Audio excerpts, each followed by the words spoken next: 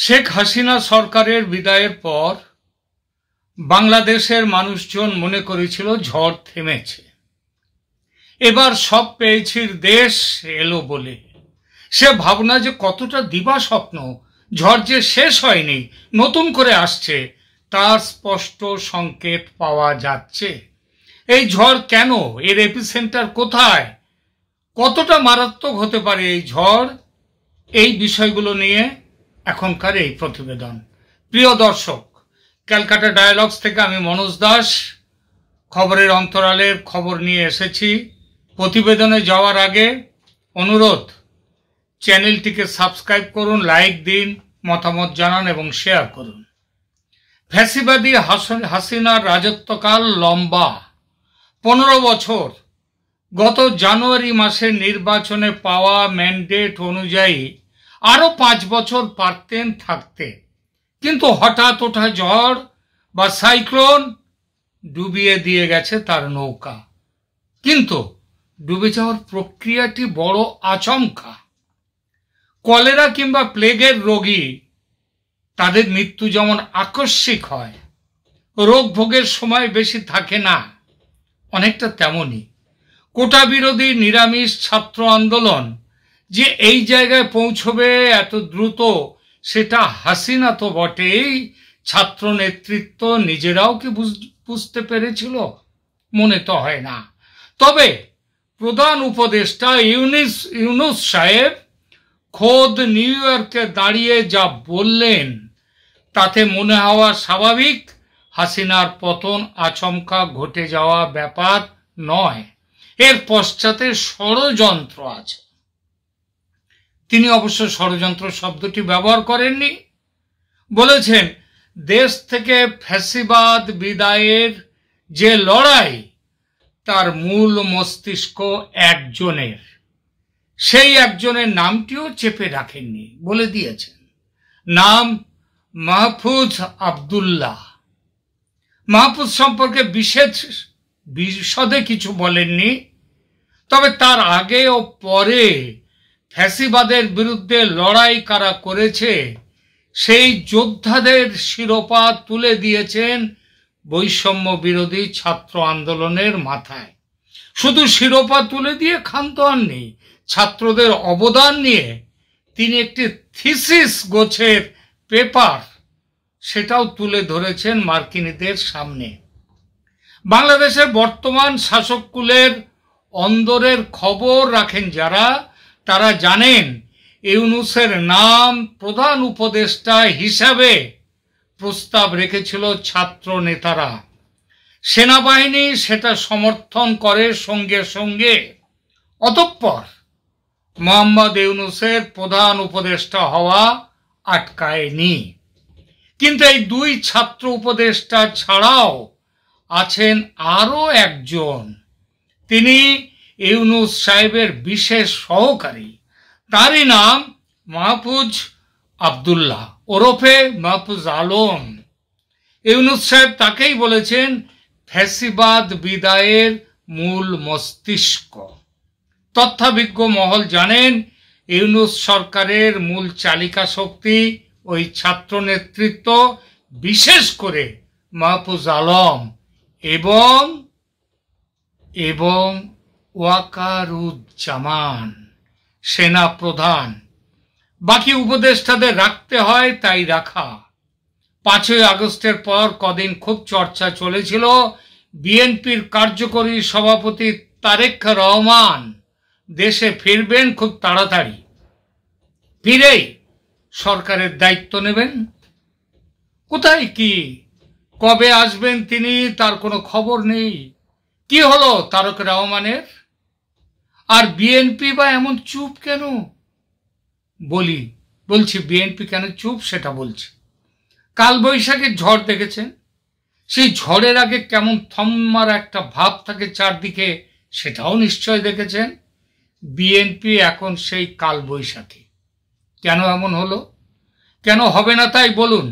দেশের এত বন্দির সাজা মকুব হলো, জেল থেকে ছাড়া পেল তারা, তাদের মধ্যে জামাতের মারাত্মক সন্ত্রাসীরা আছে, কিন্তু তারেকের মাথায় যে যাবজ্জীবন কারাদণ্ডের সাজাটা জারি করা আছে সন্ত্রাসী হামলায়, গ্রেনেড হামলায়, সেই সাজা কিন্তু মকুব হয়নি, হবেও না। সুতরাং দেশে ফিরলেই তাকে গ্রেপ্তার করে জেলে ভরে দেয়া হবে। এই অবস্থায় তারেক রহমান ফিরবেন কিভাবে দেশে? সেনাপ্রধান যে তারেককে দেশে ফেরার সুযোগ করে দিয়ে নিজের পায়ে কুড়াল মারবেন, এটা পাগলও বোঝে। আর ওয়াকারুজ্জামান কত বড় খেলোয়াড় সেটা দেশের মানুষের জানতে এখনো বাকি আছে বটে, তবে একটু একটু করে জানতে শুরু করেছে। আগামী দিনে আরো জানবে। আমি কেবল একটু ভূমিকা দিয়ে রাখছি এখন আর্মি চিফ ওয়াকারুজ্জামান কেমন মানুষ সেই বিষয়। এমন গুড বয় চেহারার মানুষকে যদি উর্দি ছাড়া পোশাকে দেখে কেউ, সেনাপ্রধান বলে ভাবতেই পারবে না। একেবারে বুদ্ধিজীবী গোছের চোখ মুখ, শুনেছি কথাও বলেন নম্র ভদ্রভাবে, মিলিটারি মেজাজ একদম দেখান না, চেহারার মধ্যে একটা যেন কবি কবি ভাব। বিখ্যাত লেখক সমরেশ বসু একবার লিখেছিলেন এক জায়গাতে, বাঙালি ছেলে তাদের গোঁফের রেখা উঠলে আর কিছু না করুক, একটা জিনিস করবেই, সেটা হচ্ছে কি, দুছত্র কবিতা লেখা। সুতরাং ওয়াকার সাহেব কবিতা লিখলে অবাক হব না। বাংলাদেশের একদা সেনা প্রধান ও প্রেসিডেন্ট হোসেন মোহাম্মদ এরশাদ, সেই এরশাদ সাহেবও কবিতা লিখতেন ভালো। তবে তার জন্যে দেশের সামরিক শাসন জারি করে রাষ্ট্র ক্ষমতা কুক্ষিগত করায় কোনো বাধা তৈরি হয়নি। এমনকি পরে নিজের দল তৈরি করে ভোটে জিতে রাষ্ট্রপতিও হয়েছিলেন। ওয়াকার সাহেবের হাবভাব ও কাজকর্ম দেখে কিন্তু সেরকম ইচ্ছে থাকার সন্দেহটা মনে আসছে। শুনেছি শেখ হাসিনার শ্বশুর বাড়ির দিকের নিকট আত্মীয় তিনি। হাসিনা তাকে অসম্ভব বিশ্বাস করতেন, কিন্তু তিনি কি করলেন হাসিনার সঙ্গে? হাসিনার নির্দেশ অগ্রাহ্য করে ছাত্র আন্দোলনের চূড়ান্ত পর্যায়ে সেনাকে ব্যারাকে বসিয়ে রাখলেন। আর ব্যারাকে বসিয়ে রেখে হাসিনার পতন নিশ্চিত করে দিলেন। তখন সাফাই দিয়েছিলেন, সেনা হলো জনগণের সেবক, জনতার বিরুদ্ধে সেনা নামবে না। আবার দেখুন উল্টো কথা, যেদিন ইউনূস সাহেব নিউ ইয়র্কে গেলেন, সেদিন আন্তর্জাতিক সংবাদ সংস্থা রয়টার্সকে ডেকে বিশেষ সাক্ষাৎকার দিলেন। সেই সাক্ষাৎকারে বললেন, কোনো পূর্ব শর্ত ছাড়াই আগামী 18 মাস ইউনূস সাহেবের সরকারকে সমর্থন করে যাবেন। অর্থাৎ এখন তিনি জনগণের সেবক নন, এখন তিনি হচ্ছেন ইউনূস সাহেবের সেবক। তার এই কথার মধ্যে দিয়ে কতগুলো জিনিস জানা গেল।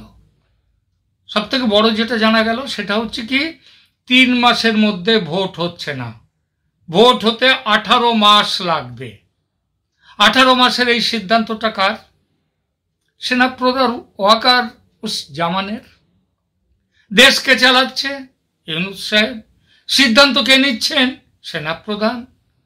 এই সিভিল গভর্নমেন্টের মুখোশটাও খুলে যাবে এরশাদ জমানার মতো, মিলিয়ে নেবেন।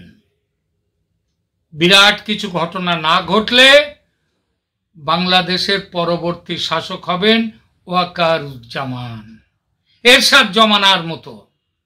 পরোক্ষ সেনা শাসন এখন যেটা চলছে সেটা হয়ে যাবে প্রত্যক্ষ সেনা শাসন। মার্শাল ল জারি হবে, দেশ কিন্তু এগোচ্ছে সেদিকে। বাংলাদেশে এই জন্যই বলছি আবার ঝড় আসছে, এখনো শেষ হয়নি। সুতরাং বিএনপি যে সাইক্লোনের জন্য তৈরি হবে তাতে আশ্চর্য হওয়ার কিছু নেই। তারা ভেবেছিল শেখ হাসিনার বিদায় হলে তারা ভোটে দাঁড়াবেন, ক্ষমতায় আসবেন। তারেক রহমান হবেন প্রধানমন্ত্রী। আর এই তৈরির রাস্তাটা সাইক্লোনের জন্য যে তৈরি হচ্ছে, তারা এই রাস্তা পরিষ্কার করার জন্যে গতকাল বিএনপি এমন একটি কাজ করেছে যা ভাবনার বাইরে। কি সেই কাজ? ইউনূস সরকার ক্ষমতায় বসার সময় বিএনপির অনেক আশা ছিল, সেজন্য ঢাকার পাকিস্তানি রাষ্ট্রদূতের অফিসে গিয়ে ঘন্টার পর ঘন্টা জরুরি মিটিং করেছিলেন বিএনপির মহাসচিব। পাকিস্তানের পরে তিনি বৈঠকে বসেছিলেন চীনের সঙ্গে, চীনা রাষ্ট্রদূতের সঙ্গে ঢাকায়, কিন্তু কোনো সুবিধা হয়নি। তাই এবার বৈঠকে বসলেন ঢাকায় ভারতীয় রাষ্ট্রদূত প্রণয় ভার্মার সঙ্গে। ঠিক শুনলেন কিনা তাই ভাবছেন তো? হ্যাঁ মশাই, বিএনপির মহাসচিব তিনি মিটিং করেছেন ভারতীয় রাষ্ট্রদূত প্রণয় ভার্মার সঙ্গে, একান্ত বৈঠক। সেখানে অবশ্যই শরীর স্বাস্থ্য নিয়ে আলোচনা হয়নি। কিভাবে 18 মাসের অপেক্ষা নয়, 3-4 মাসের মধ্যে ভোট করা যায়, গণতান্ত্রিক শাসন ব্যবস্থার মধ্যে নিয়ে আসা যায় বাংলাদেশকে, এবং এই প্রক্রিয়াতে ভারত কিভাবে তাকে সাহায্য করতে পারে, এই আলোচনাই হয়েছে। ভারত কি বলেছেন আমরা জানি না, সেটা দুজনের মধ্যেই আছে। ভারত কি তাহলে শেখ হাসিনার ওপর থেকে সাহায্যের হাত তুলে নিচ্ছেন? না না না না, তা কেন হবে? শত্রু আমার মিত্র, এই চাণক্য নীতিতে বিএনপি এবং আওয়ামী লীগ এই দুই দলেরই শত্রু হচ্ছে এখন আর্মি সাপোর্টেড ইউনূস সরকার। এই সরকারকে হঠাতে আওয়ামী লীগ আর বিএনপি এক হয়ে লড়াইতে নামতে পারে, আর লড়াইয়ে নামার সময় নিয়ে দেরি করা উচিত নয়, কারণ ইউনূস সরকারের জনসমর্থন তার গতি একদম নোজডাইভ, একেবারে নিম্নমুখী। 1.5 মাস আগে ক্ষমতায় বসার সময় এক সার্ভে অনুযায়ী ইউনূস সরকারের অ্যাপ্রুভাল রেট বা জনসমর্থন ছিল প্রায় 72%। সেটা 1.5 মাসের মধ্যে নেমে এসেছে 23%। এইভাবে নামতে থাকলে শূন্যের কাছে পৌঁছতে দেরি হবে না। কিন্তু এমন বিপর্যয়ের কি কারণ? সবচেয়ে বড় কারণ ইউনূসের অতিরিক্ত আমেরিকা প্রেম। বাংলাদেশের মানুষ আমেরিকাকে আদৌ পছন্দ করে না। তারা মনে করে আমেরিকা তার নিজের স্বার্থ ছাড়া আর কিছু বোঝে না। ইউনূস সাহেবের ভক্ত যারা, তারা গদগদ হয়ে গেছেন। তাদের প্রধান উপদেষ্টার কাঁধে জো বাইডেন হাত রেখে কাছে টেনেছেন, তাতেই তারা একেবারে গদগদ ভাবে। কিন্তু যেই প্রশ্ন করবেন আমেরিকা কি সাহায্য দিয়েছে বাংলাদেশকে, তার পরিষ্কার উত্তর পাবেন না। সব ভাষা। এ কারণেই ছড়া কাটছে অনেকে আমেরিকার কোলে মোহাম্মদ ইউনূস দুলে। শোনা যাচ্ছে সেন্ট মার্টিন দ্বীপ নিয়ে আমেরিকা চাপ দেয়া শুরু করেছে ইতিমধ্যে। এমনকি বলছে যে নৌসেনা বেস নাকি তারা তৈরি করবে না, বেসামরিক কাজের জন্য, সব পরীক্ষা নিরীক্ষা করার জন্য নাকি দ্বীপটি চায়, সামুদ্রিক পরীক্ষা নিরীক্ষা। সত্যি মিথ্যা জানি না, কিন্তু এত তোড়জোড় করে হাসিনার বিসর্জনের পর কোনো প্রাপ্তি না হলে আমেরিকার অস্ত্র ব্যবসায়ীরা বাইডেনের ডেমোক্রেটিক দলকে সহজে ছাড়বে না। সামনেই আমেরিকার প্রেসিডেন্ট নির্বাচন, টাকা পয়সার অনেক দরকার। রিপাবলিকান প্রার্থী ডোনাল্ড ট্রাম্প দিন দিন মজবুত করছেন নিজের অবস্থান। নিউ ইয়র্ক সফরে বাংলাদেশের প্রাপ্তিযোগ কিছুই না হলেও বিভিন্ন দেশের রাষ্ট্রপ্রধানদের সঙ্গে ইউনূস সাহেব এবং তার 57 সদস্যের ছোট্ট ডেলিগেশন হাই হ্যালো করেছেন। এতে ইউনূস সাহেবের সমর্থকরা রীতিমতো খুশি। ভাব দেখে মনে হচ্ছে এতেই তারা জাতে উঠেছেন যেন। আসলে এসব হাই হ্যালো, বিয়ে বাড়ির নেমন্তন্ন খেতে এসে একে অপরের সঙ্গে দেখা হলে যেমন কুশল বিনিময় হয়, তার বেশি কিচ্ছু নয়। এখানেও যারা বড় কিছুর প্রত্যাশা করেন তাদের জন্য মায়া হয়। তবে এর মধ্যে বিশেষ উল্লেখযোগ্য পাকিস্তানের প্রধানমন্ত্রীর সঙ্গে ইউনূস সাহেবের দেখা হওয়াটা। দুজনেই দুজনকে আমন্ত্রণ জানিয়েছেন দেশ সফরের করার জন্য। হয়তো সেই সফর তাড়াতাড়িও হয়ে যেতে পারে, আবার নাও হতে পারে। তাড়াতাড়ি হতে পারে এই জন্যেই দুজনের মধ্যে ভাব হয়েছে, নতুন প্রেম আবার বহুকাল পরে, সেই জন্যে তাড়াতাড়ি যাওয়া আসা হতে পারে।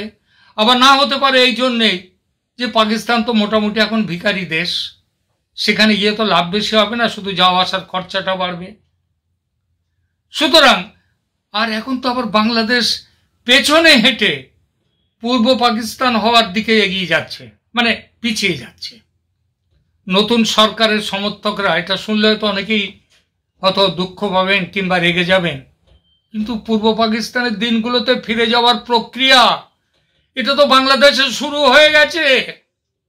নতুন সরকারের সমর্থকরা 15ই আগস্ট শেখ মুজিবুর রহমান, তাকে তো বলা হয় জাতির পিতা, বঙ্গবন্ধু, এখন অফিসিয়ালি সেটাও আছেন।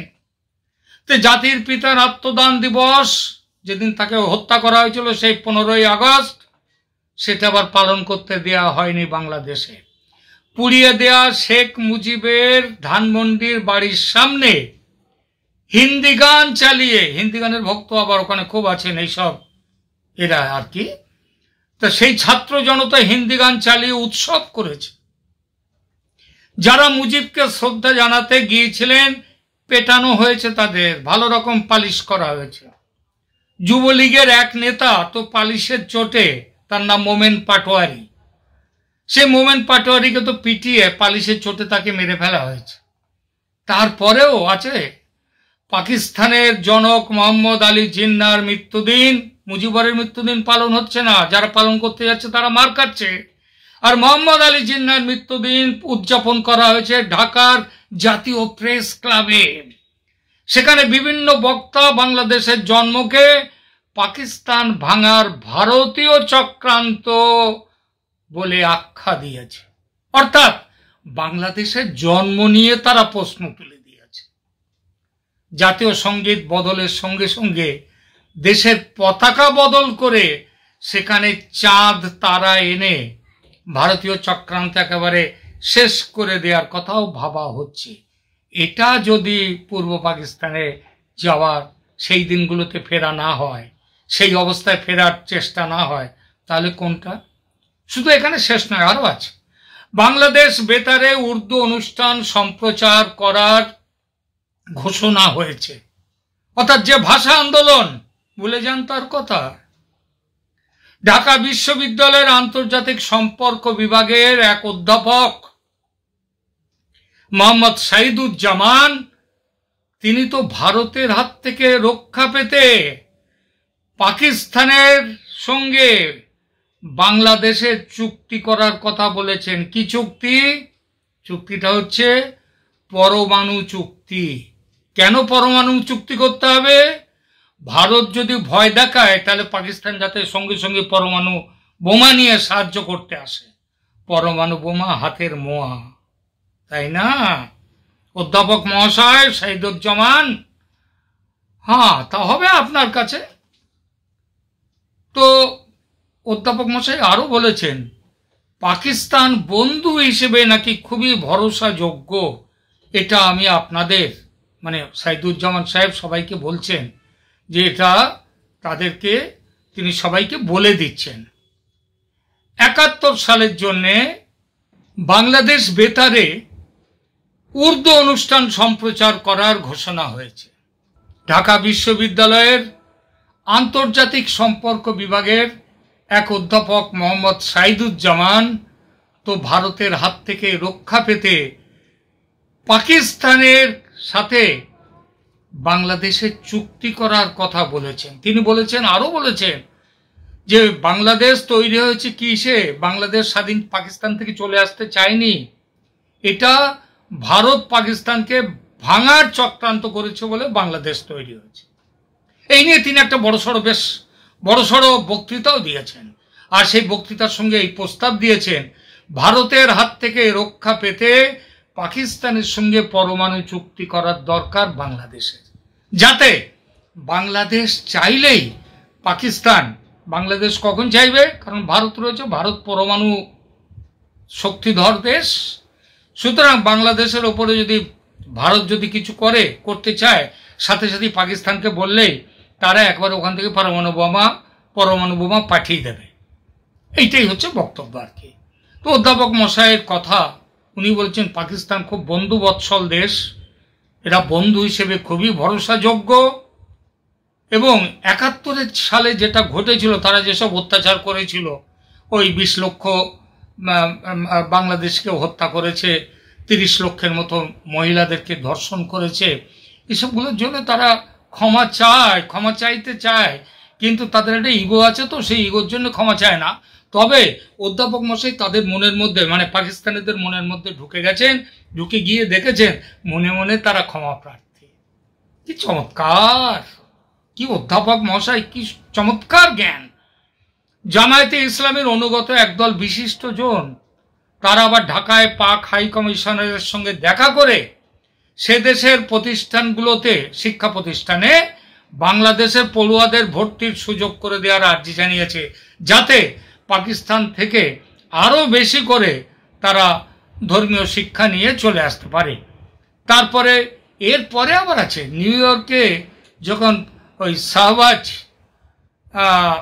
শরীফ এবং ইউনুসের যখন বৈঠক হয়েছে, সেই বৈঠক আর গলাগলি দেখে এই মৌলবাদী সংগঠনগুলো একবারে আহ্লাদে আটখানা।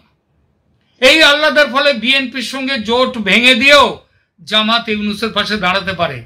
মনে করবেন যে জামাত কিন্তু তাড়াতাড়ি ভোট করা হোক বলে কিছু চিৎকার করছে না, কোনো দাবি করছে না, দাবি যা করার সেটা করছে ওই বিএনপি। ইউনুস এবং সেনাও চাইছে এই সুযোগ নিয়ে সুবিধা মতো সংবিধান সংশোধন করে আরো সময় যাতে এই অবস্থা চালিয়ে যাওয়া যায় সেই ব্যবস্থা করতে। একথা মাথায় রেখে সংবিধান সংশোধনের দায়িত্বও দেওয়া হয়েছে একজনকে, আমেরিকার এক প্রবাসী বাংলাদেশি পণ্ডিতকে, তিনি আমেরিকায় প্রবাসী, এবং এটা নিয়ে রীতিমতো বিতর্ক চলছে এই জন্যে যে তিনি সংবিধান সংশোধন করে কার স্বার্থ দেখবেন, আমেরিকার স্বার্থ দেখবেন না বাংলাদেশের স্বার্থ দেখবেন। অন্তর্বর্তী সরকার এবং তার প্রধান উপদেষ্টা পদটির যে সাংবিধানিক বৈধতা নিয়ে প্রশ্ন উঠেছে বাংলাদেশের মধ্যেই, যে ইউনুস সাহেব কোন অধিকারে সংবিধান বা নির্বাচনী সংস্কার কমিশন গঠন করতে পারেন, প্রশ্ন কিন্তু উঠে গেছে। অর্থাৎ সবাই যে মুখ বুঝে মেনে নিচ্ছে যা খুশি তাই করার এই প্রবণতা, তা কিন্তু নয়।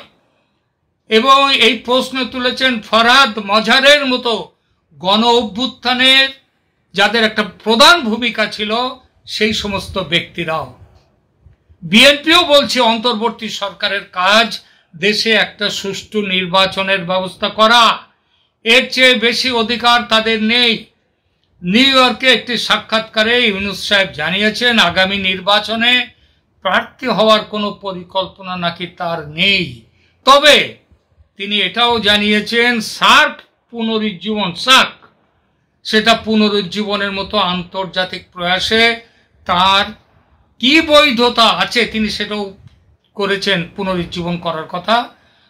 এখন বাংলাদেশের মধ্যে প্রশ্ন উঠেছে এটা করার অধিকার তার আছে কিনা, কারণ তিনি একটি অন্তর্বর্তী সরকারের প্রধান, কোন রকমে কাজ চালানো হচ্ছে তার দায়িত্ব, সংবিধান সংশোধন ইত্যাদি করা, কোন রকম এইসব কাজ করার কোনো অধিকার তার নেই। সব মিলে কি দাঁড়ালো তাহলে? দাঁড়ালো এটাই, ঝড় উঠছে আবার, তৈরি থাকুন তার জন্য। আজকের মতো এখানেই শেষ করছি, ভালো থাকবেন সবাই, নমস্কার।